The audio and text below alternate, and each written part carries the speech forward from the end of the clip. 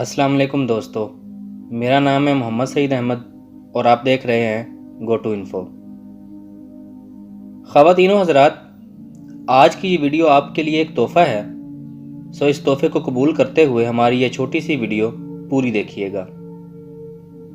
معزز دوستو، جیسا کہ ذی الحج کا مہینہ سٹارٹ ہو چکا ہے، آج کی اس ویڈیو میں ایک وظیفہ لے کر حاضر ہوا ہوں۔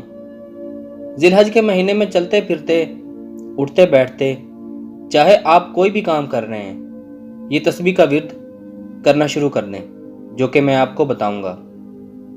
یقین مانیے، اس عمل کے کرنے سے اللہ پاک سے آپ جو بھی مانگیں گے وہ انشاءاللہ تعالی آپ کو ضرور ملے گا۔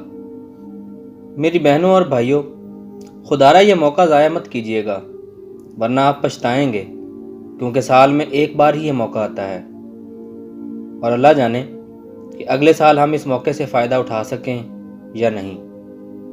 خواتین و حضرات، ذی الحج کا یہ پہلا عشرہ بہت زیادہ فضائل و برکات کا حامل عشرہ ہے۔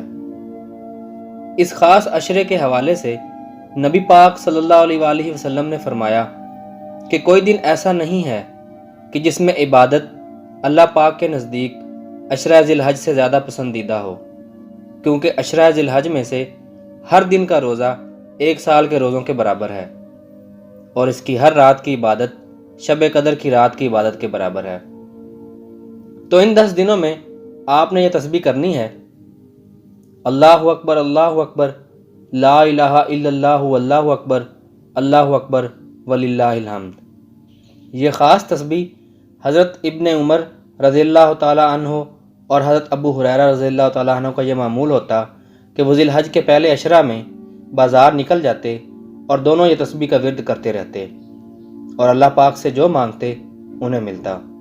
تو آپ نے اس تسبیح کا ورد ماہ ذی الحج کے پہلے عشرہ میں باقاعدگی سے کرنا ہے، انشاءاللہ تعالی آپ کی نیک اور جائز حاجات پوری ہوں گی۔ یہ خاص عمل آپ خود بھی کیجئے اور اس خاص پیغام کو اپنے دوستوں کے ساتھ بھی ضرور شیئر کیجئے۔ جزاک اللہ خیرہ۔ معزز دوستو، آخر میں آپ سے گزارش کروں گا کہ ہمارے چینل کو کامیاب کرنے کے لیے ہماری سپورٹ کیجیے اور ہمارے چینل کو سبسکرائب کیجیے۔ اسی کے ساتھ ہی آپ دوستوں سے اجازت چاہوں گا، ملتے ہیں کسی نیکسٹ بہت ہی اچھی انفارمیٹیو ویڈیو میں۔ تب تک کے لیے اللہ حافظ۔